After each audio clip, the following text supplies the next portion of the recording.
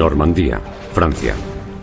Un mes después del día D, un regimiento canadiense se enfrenta a una infame unidad Panzer de las SS, a la que acusan de horribles crímenes de guerra.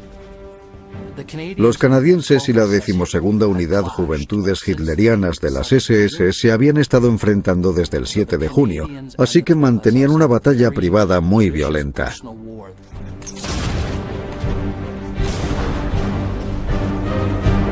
Para los alemanes esto hacía que alcanzar un acuerdo fuera imposible. Había dos opciones, victoria o muerte.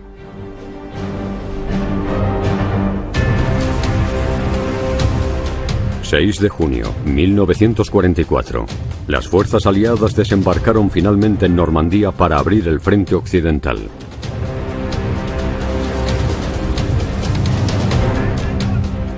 Pero los fanáticos y reaccionarios nazis continuaron luchando sin tregua para sobrevivir.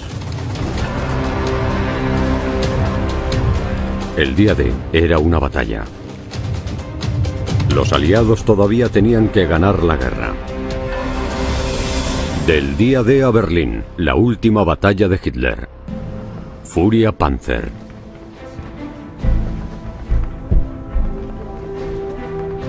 ...8 de julio 1944, afueras de Caen, en Francia.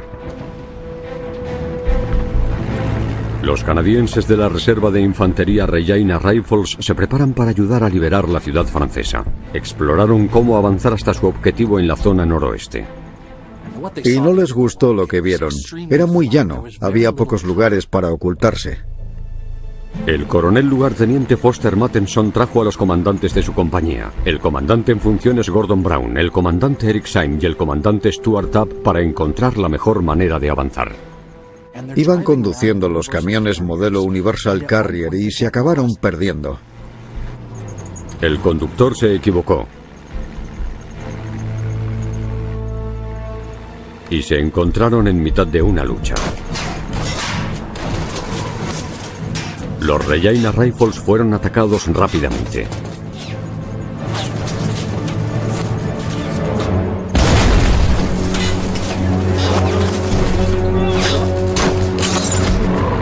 Dispararon y mataron a uno de los conductores.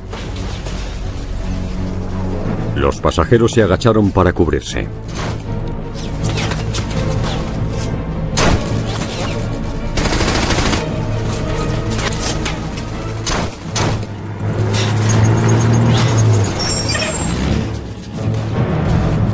Mientras la batalla continuaba a su alrededor, los vehículos intentaron dar marcha atrás.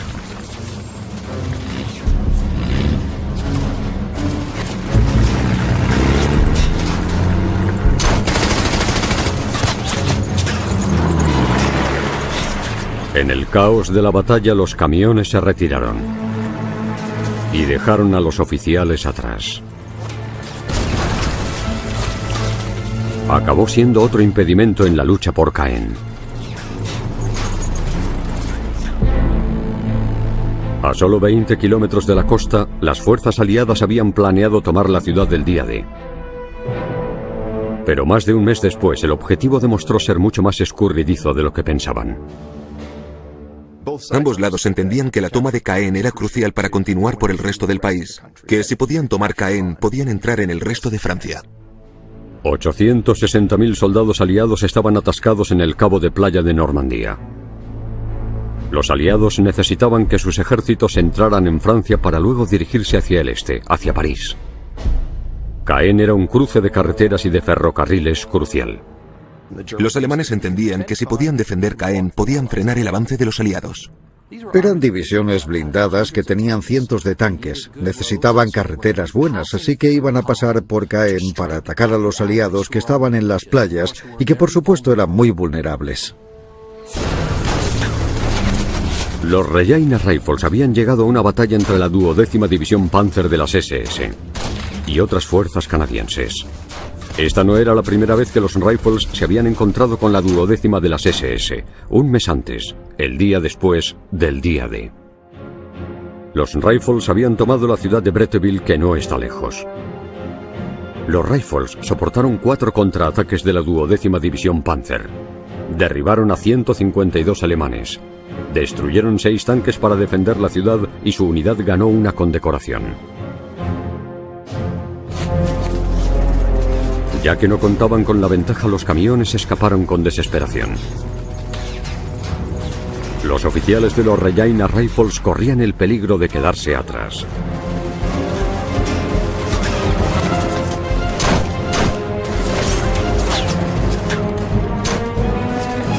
Se subieron a la parte trasera de un vehículo que para su sorpresa estaba cargado de explosivos. Se agacharon para cubrirse mientras el fuego enemigo agujereaba el vehículo, con la esperanza de que ninguna bala causara una explosión mortal.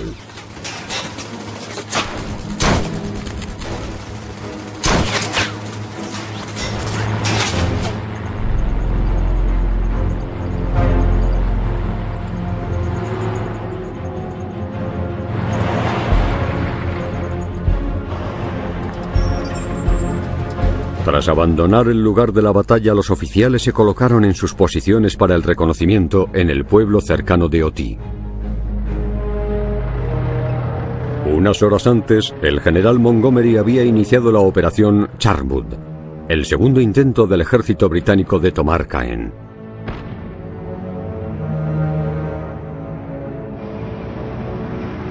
Para apoyar la operación, los Regina Rifles debían tomar la abadía de Ardennes, que custodiaba la entrada al noroeste. Un alto muro de piedra rodeaba la iglesia del siglo XII y los edificios adjuntos. Era una fortaleza de piedra. Tenía una gran torre y desde lo alto de la torre se podía ver todo el campo. Por eso era una posición muy importante, un punto de resistencia que los alemanes utilizarían tanto para observar a los aliados que llegaban de las playas como para lanzar su contraataque. Las explanadas con cosechas de grano rodeaban la abadía por todos lados, proporcionándole una buena visión a los francotiradores alemanes.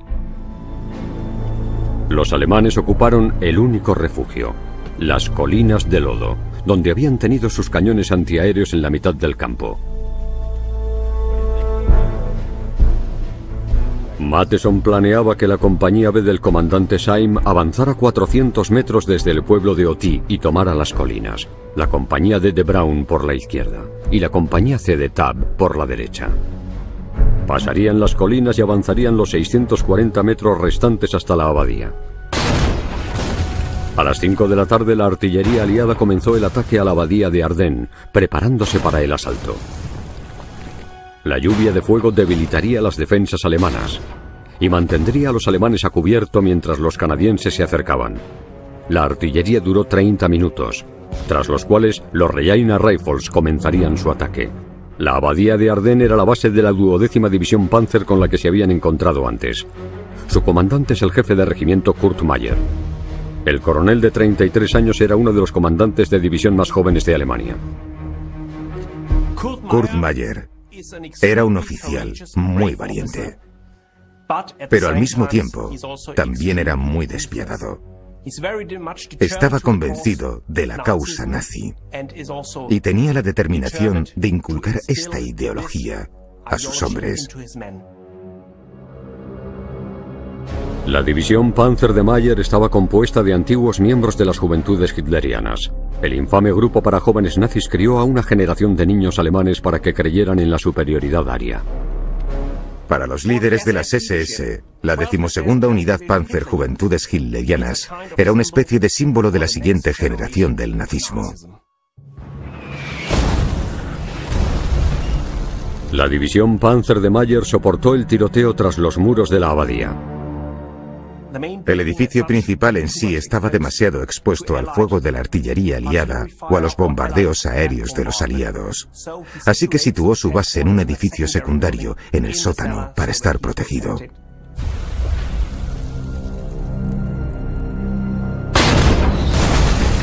Mientras la lluvia de fuego aliada continuaba sobre la abadía, Brown y los demás Regina Rifles intentaron acercarse al campo desde el cual debían atacar, pero resultaba difícil.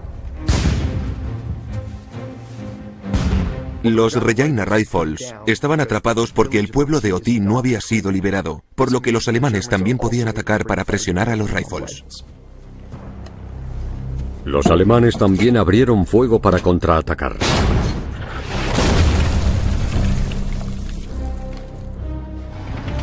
Varios tanques aliados se colocaron cerca.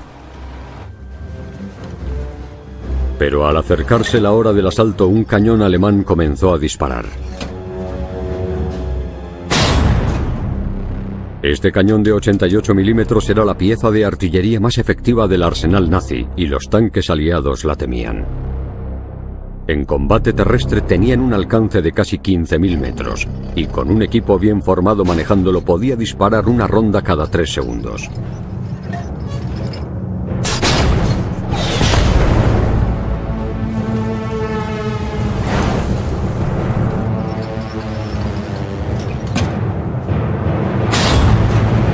El cañón destruyó enseguida 3 tanques Sherman.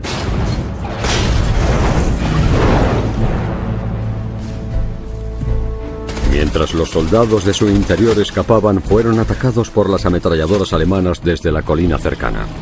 Para evitar quedar expuestos a la artillería alemana, los tanques que quedaban se retiraron. A menudo nos imaginamos la lucha en Normandía como asaltos con tanques y ataques al enemigo muy rápidos, pero en realidad eran ataques con armas combinadas, y si los tanques se alejaban demasiado de la infantería, los cañones antitanques, que en este momento de la guerra eran muy efectivos, los podían derribar fácilmente.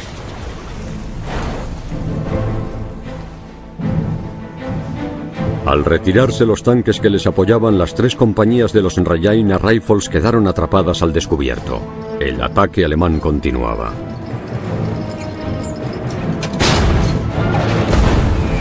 Los canadienses corrían el riesgo de ser eliminados por completo antes de poder llegar a su objetivo. 8 de julio, 1944. La artillería alemana atacó la posición de los Regina Rifles mientras se preparaban para atacar la abadía de Ardennes, que bloqueaba su entrada a la ciudad francesa de Caen.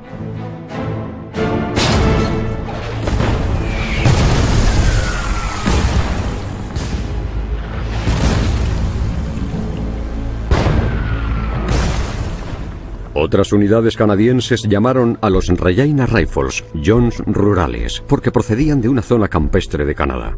Obviamente lo de los Jones rurales lo decían para burlarse, pero lo de Jones les hizo gracia. Quitaron la parte de rurales y lo adoptaron con orgullo. Atrapados por el fuego enemigo, el momento de que los Jones atacaran la abadía pasó y perdieron la oportunidad. Debido al caos y a la confusión, las unidades llegaron tarde al frente. Y de hecho, la mayor parte de las 3 compañías de los Regina llegaron cuando ya había comenzado el ataque. Como ya no había comunicación, era una situación muy difícil. Los Regina se enfrentaron al ataque de la fortaleza casi sin apoyo de la artillería. Los Regina solo pudieron ponerse a cubierto y esperar que pasara el ataque alemán.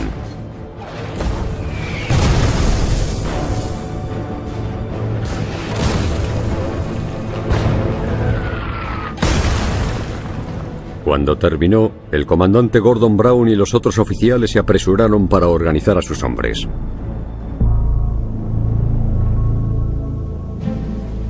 A las 6 de la tarde, 30 minutos después de lo previsto, los Regina comenzaron el asalto con la compañía B del comandante Eric Syme a la cabeza.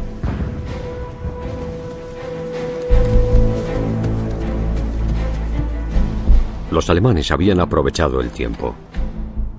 Durante la pausa, los defensores alemanes pudieron reagruparse y apuntar las ametralladoras, apuntar los cañones antitanques. Y eso es el peor escenario para cualquier ejército. Cuando las 3 compañías de los Regina comenzaron a avanzar, la compañía B debía avanzar 400 metros desde el pueblo y tomar la colina, la única zona a cubierto en el campo.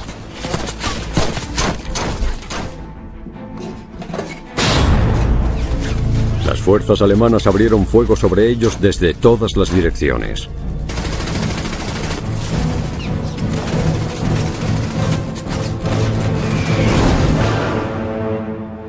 Creían que Caen era tan importante que el mariscal de campo Erwin Rommel asignó unidades de élite para defenderla. Rommel supervisó la defensa de Normandía y había invertido mucho en la muralla del Atlántico. Era una serie de búnkeres, fortificaciones, posiciones defensivas por las costas de Francia, Bélgica, los Países Bajos, Dinamarca y Noruega. Se supone que iba a prevenir una invasión aliada. Según su experiencia con los aliados en el norte de África, Rommel sabía que los tanques alemanes eran vulnerables a la superioridad aérea aliada. Rommel pensaba que había que derrotar a los aliados en las playas durante las primeras horas de las invasiones. Como los alemanes no lo consiguieron el día D, la lucha se hizo más desesperada. Los alemanes seguían determinados a luchar, porque pensaban que si los aliados ganaban la guerra, el pueblo alemán sería aniquilado. Esto era especialmente cierto en los líderes militares alemanes como Kurt Meyer, comandante de la 12ª División Panzer que había tomado la abadía. Creían que la guerra debían lucharla de la manera más feroz, porque era una lucha por su supervivencia. Meyer ya se había encontrado antes con unidades canadienses. Los canadienses y la 12ª Juventudes Hitlerianas de las SS se habían enfrentado desde el 7 de junio, y hubo batallas muy feroces por todo el frente.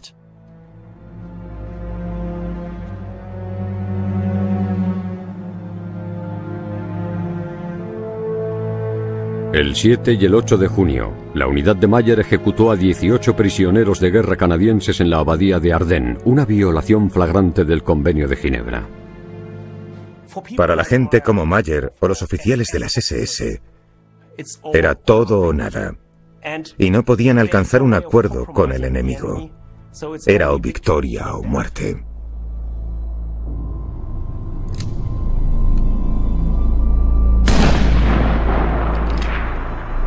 Entonces, la 12ª Juventudes Hitlerianas de las SS creyó que si eran capturados o si se rendían ante los canadienses serían ejecutados en represalia.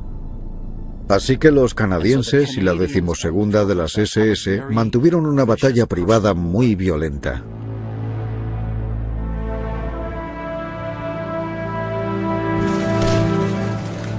La compañía B de los Regina Rifles todavía encabezaba el avance hacia la colina en la mitad del campo.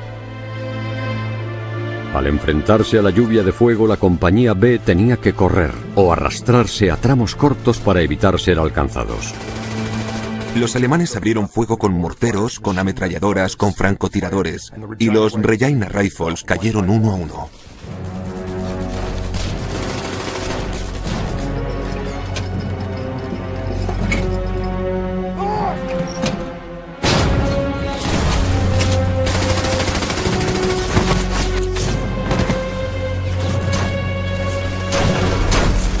Mientras avanzaban poco a poco, la compañía sufrió grandes pérdidas.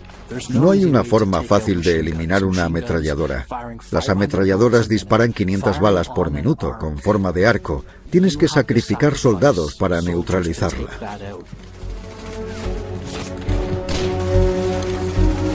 No tenían más opción que seguir avanzando. 3 compañías de los Regina Rifles comenzaron el asalto contra la abadía de Ardennes. A través de más de 1 kilómetro de campo abierto, sin apoyo de los tanques y solo media hora después de que terminara el ataque de su artillería, la compañía B encabezó el asalto.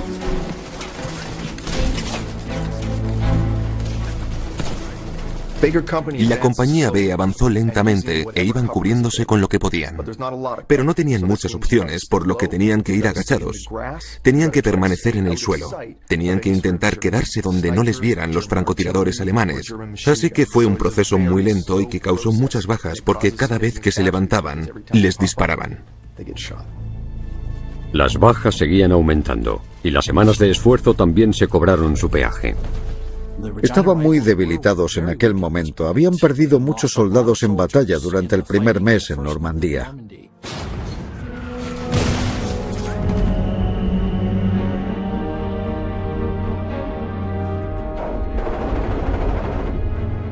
Como tropas en la vanguardia, no dormían mucho y soportaban una tensión inimaginable.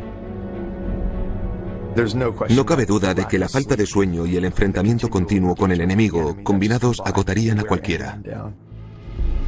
Habían sido 4 semanas de combate constante. A medida que luchaban contra el enemigo alemán, a medida que se acercaban a la abadía, se iban desmoronando. Algunos estaban en estado catatónico y no podían ni moverse. Esto afectó incluso al comandante de la compañía B, el comandante Syme, que padeció lo que llamamos fatiga de combate. ¡Comandante! ¡Comandante! ¡Necesito un médico! Aunque la división canadiense había pasado exámenes psicológicos antes de partir al frente, las afecciones como la fatiga de combate son impredecibles y afectó a muchos soldados.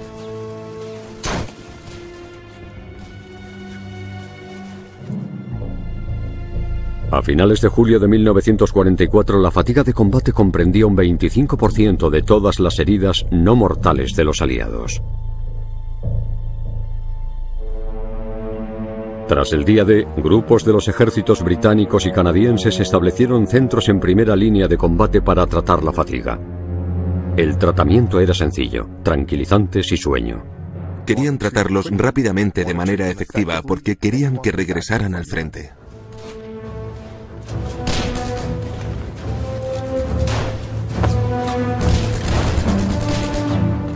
Mientras se llevaban al comandante Syme del campo, el resto de la compañía B continuaba intentando llegar a la colina. Mientras avanzaban esos duros metros, los francotiradores les disparaban, los artilleros con ametralladoras Bren les disparaban con más rapidez.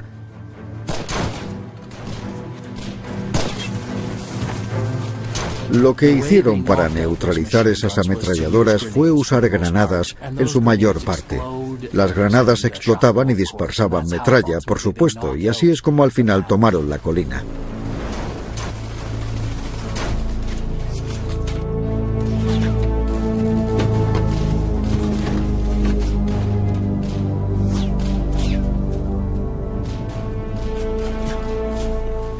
Los alemanes se vieron obligados a retirarse a la abadía.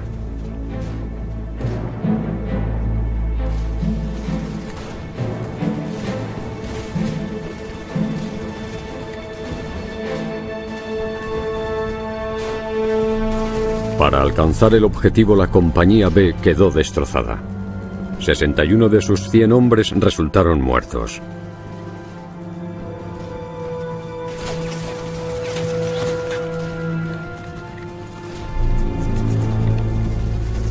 Cuando los canadienses tomaron el control de la colina, finalmente la compañía C y la D continuaron avanzando y pasaron a través de lo que quedaba de la compañía D. Desde esa posición, la compañía B podía disparar para cubrir a las otras dos compañías. Tenían a la compañía D a la izquierda y a la compañía C a la derecha. Y el fuego de cobertura de la compañía B era muy importante, porque permitía que el resto de las tropas avanzaran poco a poco. La idea era: alguien abre fuego y alguien se mueve.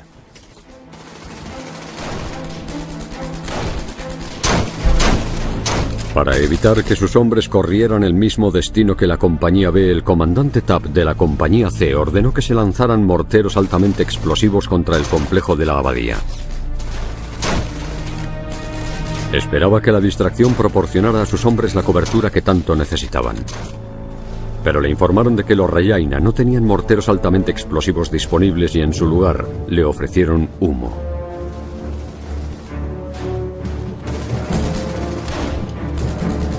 Funcionó un rato, hasta que empezó a hacer viento.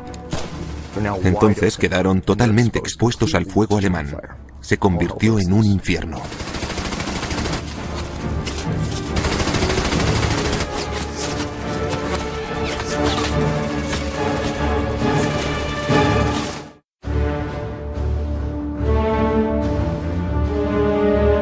Mientras avanzaban bajo fuego enemigo, las compañías C y D de los Rajaina Rifles canadienses debían atacar la abadía de Ardennes a través de 640 metros de campo abierto. Se acababan de enterar de que se les habían acabado los morteros altamente explosivos para aplacar el contraataque alemán. Esta escasez había resultado ser un problema en todo el frente aliado.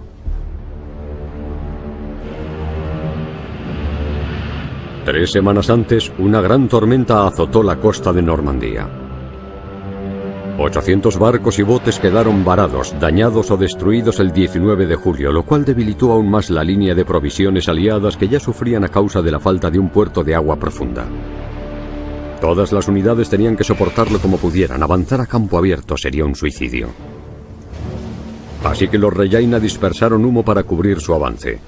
Una vez más, el comandante en funciones Gordon Brown y la compañía D avanzaron por el flanco izquierdo.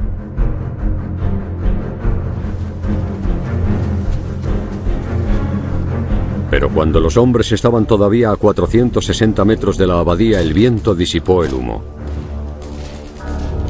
Las compañías quedaron expuestas y los alemanes tenían objetivos claros.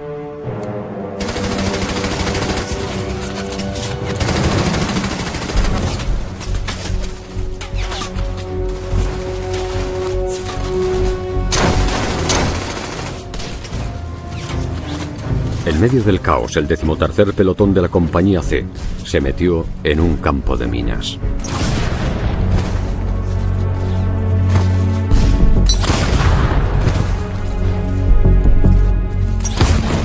No sabes por dónde pisar. Las colocan por distintos motivos, para provocar bajas y para frenar el avance. El campo de minas creó un campo de tiro. Los que manejaban las ametralladoras atacaron al grupo aislado de soldados que quedó atrapado a mitad de camino, sin saber dónde pisar. Al aumentar las bajas, el comandante Tabb entró en el campo de minas para ayudar a sacar a sus hombres. Tabb sucumbió a los disparos de las ametralladoras alemanas. Su segundo al mando se adelantó para ayudar y fue alcanzado. El tercero al mando de la compañía C resultó herido momentos después. Acabar con los líderes del enemigo es una antigua estrategia militar. Es una técnica que usan los aliados y los alemanes. Los francotiradores apuntaban a los comandantes, a los lugartenientes o a los capitanes para intentar decapitar la unidad.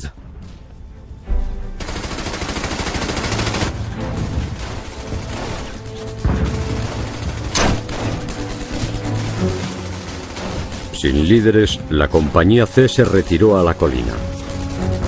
Habían perdido a 85 hombres de 106. El objetivo oficial del general Bernard Montgomery en Caen era atraer a las tropas alemanas para matar, herir o capturar a tantos como fuera posible. Una guerra de desgaste, pero la campaña para capturar Caen resultó costosa para todos los implicados.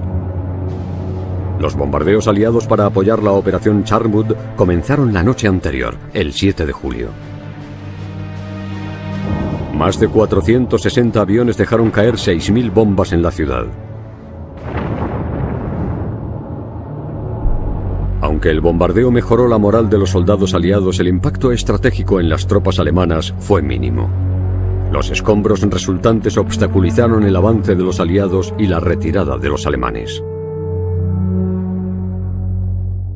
También tuvo un impacto entre la población civil de Francia, porque murieron civiles franceses y esto influyó de forma negativa en la visión de la población francesa de los aliados.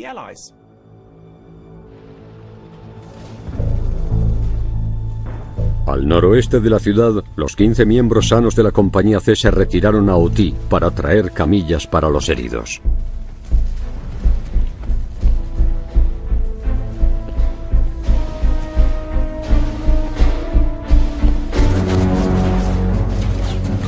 Casi 3 horas después de comenzar el ataque a la abadía de Ardennes, la compañía D de Gordon Brown era la única de los Regina Rifles que seguía luchando.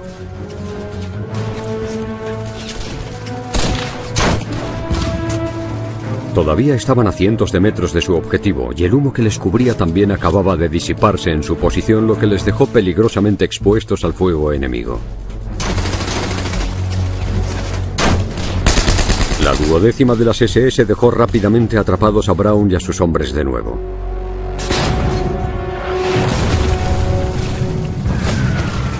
Varios de los Regina resultaron heridos.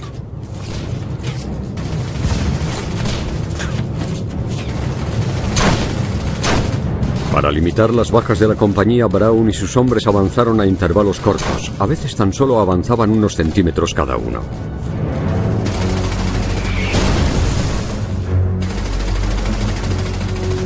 Las tropas alemanas en la abadía tenían el arma ideal para evitar que Brown alcanzara su objetivo. La MG-42 es probablemente la mejor ametralladora de la Segunda Guerra Mundial. A 1200 disparos por minuto su velocidad superaba a la de las ametralladoras aliadas más parecidas.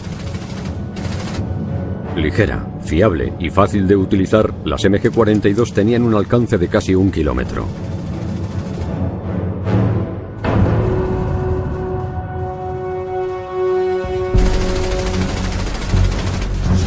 Para evitar las ametralladoras alemanas, el 16º pelotón de la compañía D viró hacia el flanco izquierdo de la abadía.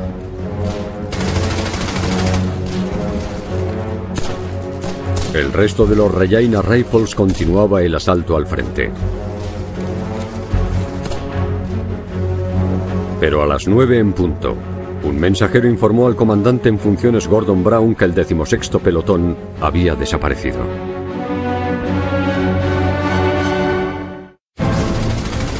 ...8 de julio de 1944. Anochecía, y los Regina Rifles continuaban su asalto a la abadía de Ardennes, una posición fortificada que controlaba el acceso a la ciudad francesa de Caen. Al tener noticias de que algunos de sus hombres habían desaparecido y sabiendo que los necesitaba a todos para tomar la abadía, el comandante en funciones, Gordon Brown, salió en busca del 16º pelotón. Al buscar en el campo de batalla, descubrió algo perturbador. Encontró una pequeña zanja que era una escena de pesadilla. Había soldados heridos sangrando, muriéndose, gritando, y pensó que era el pelotón que había perdido. Pero no, era un grupo de los Can Scots, otro regimiento canadiense que había acabado en el campo de batalla y había muchos heridos. Brown intentó ayudar. Vendó a los heridos de más gravedad. No sabía muy bien qué hacer. Obviamente, su instinto humano era ayudarles, pero ese no era el papel del comandante de una compañía. Así que les dio su agua. Debió de pasar mucha sed. Sin poder hacer nada más por ellos, Brown regresó con el resto de su compañía. Hizo lo correcto, lo que tenía que hacer como soldado, que era seguir avanzando hacia el objetivo final. Cuando regresó, Brown se encontró a la compañía D en el fragor de la batalla. La compañía D estaba desplegada por el campo de batalla. Se enfrentaban a una fortaleza de piedra, y los alemanes les disparaban sin parar. Me sorprende mucho cómo pudieron seguir avanzando. Cargaron valientemente contra los muros de la abadía. Sí que pidieron más humo, y el humo es muy efectivo. Oscureció el frente durante unos minutos que eran muy necesarios. Los hombres dispararon y lanzaron granadas mientras corrían.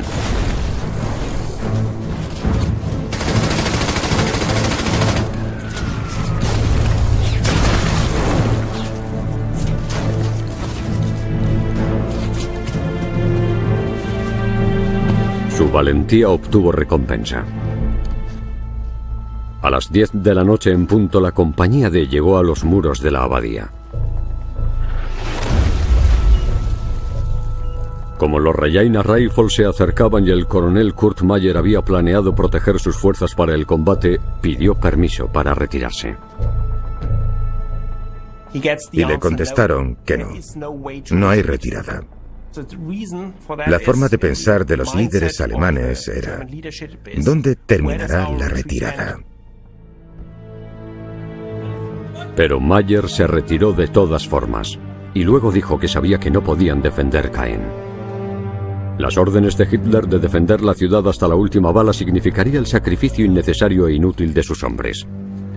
Así que la lucha desesperada del 8 de julio era para ganar tiempo para evacuar a los soldados heridos de Meyer al amparo de la oscuridad. Crearon un plan para retrasar la toma de la abadía y que a los canadienses les resultara lo más difícil posible.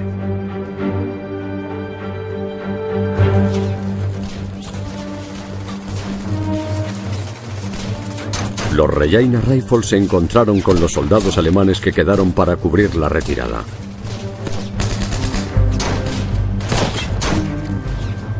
Lanzaron un último ataque y encontraron la manera de entrar en esa fortaleza y expulsar a los alemanes.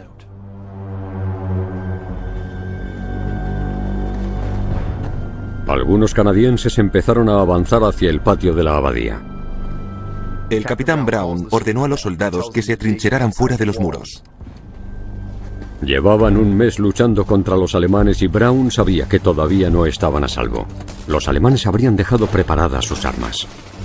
Una de las ventajas de ocupar una posición cuando estás defendiendo es que la tienes perfectamente localizada en el mapa y tu artillería sabe perfectamente dónde atacarla. Al enterarse de que las tropas aliadas habían llegado a los muros, Mayer ordenó a su artillería que hiciera caer una lluvia de fuego contra la abadía. Las astutas órdenes de Brown impidieron que hubiera más bajas entre sus hombres, pero todavía tenían que acabar de cumplir su objetivo, de ocupar la abadía en sí.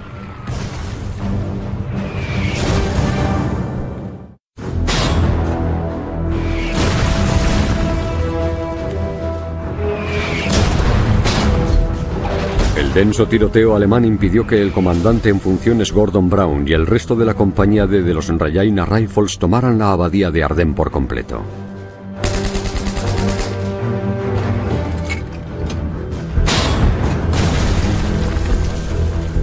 Mientras los hombres soportaban la lluvia de fuego, el pelotón perdido por fin reapareció. En su ausencia, el 16º pelotón había estado ocupado. El 16º pelotón consiguió algo bastante extraordinario.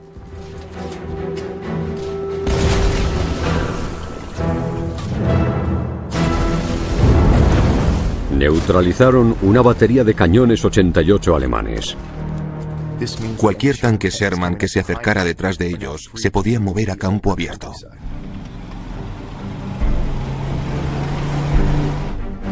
La reaparición del pelotón aumentó el número de efectivos de la compañía a 70 soldados, pero Brown sabía que necesitaba más hombres y quería tomar y ocupar la abadía. Llevaban 5 horas y media luchando. Habían perdido a unos 200 soldados entre muertos y heridos. Muchos de ellos habían quedado esparcidos por el campo de batalla. Y en ese momento pedían ayuda en la oscuridad. Pero no había comunicación desde la avanzadilla hacia atrás. No había comunicaciones inalámbricas ni teléfonos. Brown y un teniente regresaron al pueblo de Oti a pie para pedir refuerzos y para informar a la base de su progreso.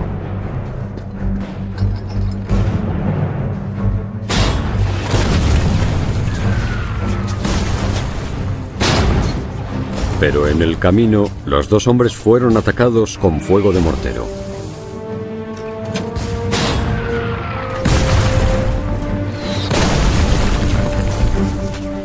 Soportaron las 80 rondas de disparos.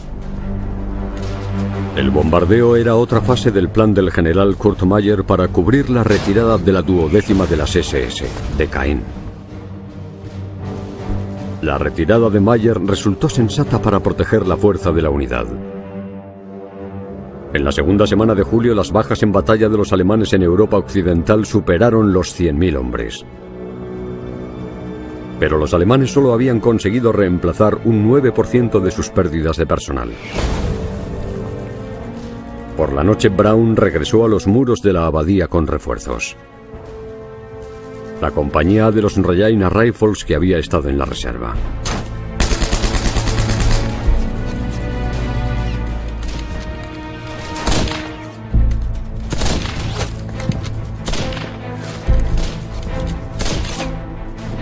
En la madrugada del 9 de julio cesó el fuego alemán.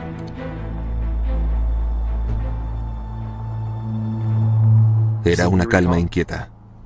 No puedo imaginarme cómo sería mirar a tu alrededor y que no haya balas zumbando, y no escuchar rondas de artillería explotar a tu alrededor, y de repente darse cuenta de que durante unos breves momentos hay un poco de calma.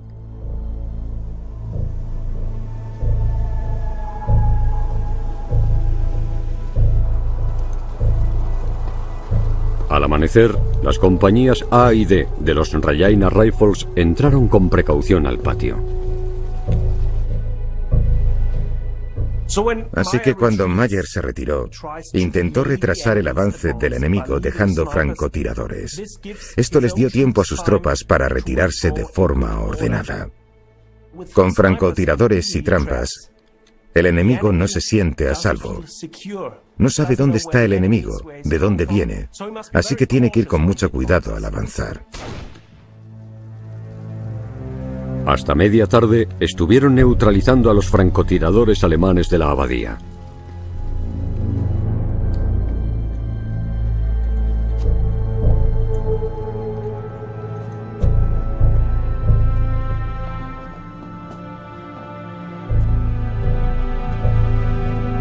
Dentro de la abadía descubrieron la base en el sótano.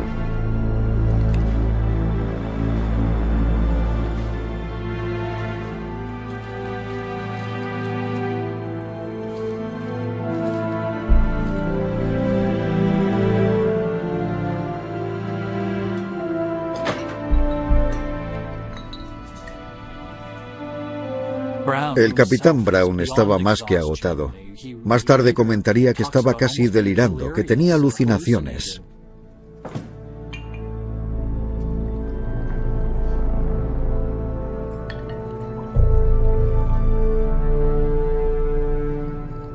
Gordon Brown, agotado, se tomó una copa. Se metió en la cama y se quedó dormido.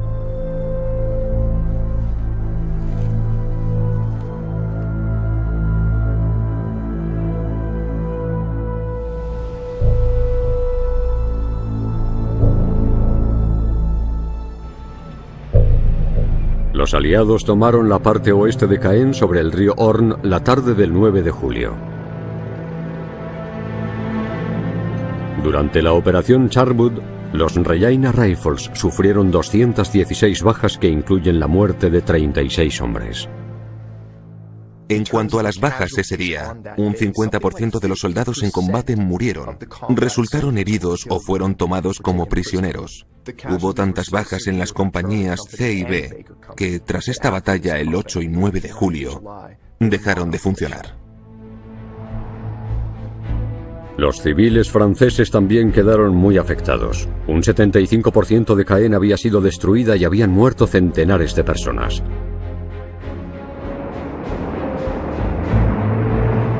Tras la guerra, el coronel Kurt Meyer fue a juicio por crímenes de guerra, debido a su papel en la ejecución de los prisioneros de guerra canadienses en la abadía de Ardennes. Meyer fue sentenciado a muerte, aunque luego se conmutó la sentencia a cadena perpetua. Cumplió 9 años de la condena antes de que lo liberaran. Los dos comandantes de las compañías canadienses, Stuart Tabb y Eric Syme, se recuperaron y sobrevivieron a la guerra. El comandante Tabb fue condecorado con la Orden del Servicio Distinguido por su liderazgo y aplomo ante el fuego enemigo. Gordon Brown continuó sirviendo durante la guerra y fue condecorado con la Orden del Servicio Distinguido por su valentía personal y devoción al deber. Aunque al final tuvo éxito, la toma de Caen confirmó que las victorias aliadas podían ser lentas, y a veces se avanzaba metro a metro. A los aliados les quedó claro que el camino a Berlín no era sencillo. Sería una campaña difícil y sangrienta. Y la guerra en Europa continuó 10 meses más.